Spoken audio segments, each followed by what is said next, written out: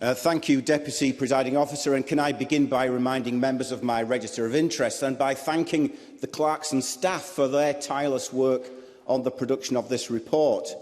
Today we debate the findings, the recommendations and the conclusions of the Public Audit Committee's report, New Vessels for the Clyde and Hebrides, Arrangement to Deliver Vessels 801 and 802. It is a report grounded in the extensive evidence we gathered over 7 oral evidence sessions and from a wide range of written submissions. Now, it is a matter of record that some of the evidence the committee took is the subject of dispute between the various parties who spoke to us. But what is not in dispute is that the people of Scotland and our island communities in particular have been badly let down, that there has been a widespread failure of decision-making and of leadership across government agencies and by those previously running the yard, which goes back almost a decade. And let me tell you who else have been badly let down. Those workers in that yard in Port Glasgow. They have witnessed highly paid managers, turnaround directors and countless external consultants and advisers all come and all go, when all of the time, if only they had been listened to, it is my sincerely held belief these vessels would not have ended up being 5 years late and 3.5 times over budget. Since the committee published its report at the end of March, there have been a few developments. We have had 2 transport ministers and now looking for a third, a new cabinet secretary, a new deputy first minister and a new first minister. In New Leadership, A Fresh Start, the First Minister told us it is imperative that transparency underpins our approach to delivery. My government will ensure the people of Scotland have the information they need to hold us to account. But governments are judged by what they do, not what they say they do. So I am duty-bound to report to Parliament that time after time, in the course of our investigations, we found poor record-keeping of key decisions within the government. We heard of ministers, up to and including the former First Minister, holding meetings with a private contractor behind closed doors, with no permanent civil servant present, for which no minute exists. A senior member of the Cabinet refused to answer the committee's questions until requested to do so for a third time. This should not just trouble the 5 members of the Public Audit Committee, it should trouble every single member of this Parliament. Delays occurred in securing the attendance of some senior civil servants. Delays occurred in receiving evidence from Transport Scotland, with little or no explanation provided for late or incomplete information. Correspondence, which could not be found for the committee, later turned up in response to a Freedom of Information review. So let me be as clear as I can be. If a committee of this Parliament seeks evidence from the government, it should be provided in full.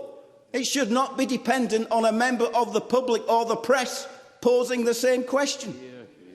Taken together, these actions show a serious disregard for openness and transparency. They also demonstrate an unhealthy disrespect of the work of this Parliament, which makes it all the more disappointing that the Scottish Government's written response to the report that we are debating this afternoon was late, lacks any real substance or detail, and simply fails to address at all half of the conclusions and recommendations.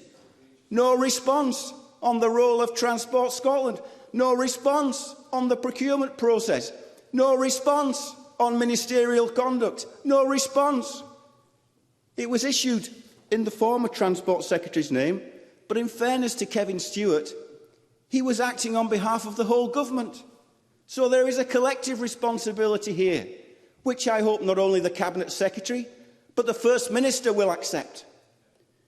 The committee in our report also stressed the importance of full transparency around written ministerial authority. We therefore welcome the Cabinet Secretary's recent action. And while we recognise that the value for money assessment by external advisers Teneo may contain commercially confidential information, it is in the public interest. It is in keeping with, to use the First Minister's own phrase, the imperative of transparency, that as much of this assessment as possible is published in the coming days.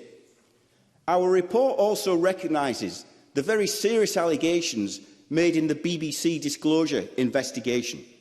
Claims that FML was allowed to progress beyond the pre-qualification stage of the procurement process despite being unable to meet requirements which were mandatory.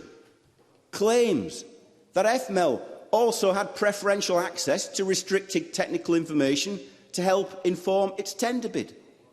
Of course, it's right and proper that these most serious allegations are thoroughly investigated, that there is a due process. But CMAL is wholly owned by government ministers, which is why we call once again this afternoon for a commitment from the government to share the findings of the KC-led inquiry with the Public Audit Committee and with this Parliament. We also call in the report for the Auditor-General to undertake a comprehensive audit of the entire procurement process, to audit the full cost of this project from start to finish once the vessels have been completed, and to have a laser-like focus on the £128 million of public money which was paid out to FML by undertaking a forensic audit of all financial records to establish exactly where the money went. Before I finish, let me turn to the role of Transport Scotland. As we conclude in the report, the programme steering group which it led was weak and toothless. That despite having a critical role in communicating important information to Scottish Government ministers on CMAL's behalf, it appears to have repeatedly failed to do so. We were even told at one point that Transport Scotland had no role in the contract, when it clearly had a central role in the contract, which is why we have fundamental, deep-rooted concerns about Transport Scotland's position, which the new Transport Minister must address. Finally, we were able to reach a significant degree of consensus in the report. The one area where there was some division is over the involvement of Scottish ministers. The majority of the committee concluded that it was wholly inappropriate for a Scottish minister, in the middle of a live tendering exercise, which he was overseeing, to reply to a constituency MSP that alternatives to a full builder's refund guarantee had previously been acceptable, because in so doing, he compromised the integrity of the procurement process. Similarly, the former First Minister's decision to publicly announce the preferred bidder for the contract, even when, in the words of her own media briefing, I quote, significant negotiations were still to be concluded, most certainly weakened CMAL's negotiating position with FML, not least over the builder's refund guarantee. As a committee, we are clear that record and note-keeping fell well short of what we would expect. So there is a failure of ministers, but it is a failure of the civil service too. So it is, of course, encouraging that the Permanent Secretary has issued new guidance on the recording of decisions. But as I said to the First Minister 2 weeks ago, he and the Permanent Secretary must now mount a wider review of government accountability and transparency to Parliament. Because this report is not a report simply about value for money.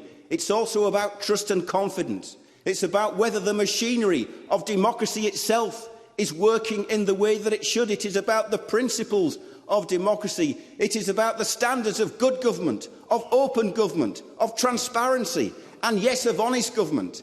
In the end, this is also about respect and regard for public accountability and for parliamentary scrutiny. It is about whether we treat democracy as a right and not a privilege, not just for members of this Parliament, but for the people we derive and the government derives its power from. That is my deepest conviction. That is what is at stake, the democracy and trust of the people. On behalf of the Public Audit Committee, I move the motion in my name.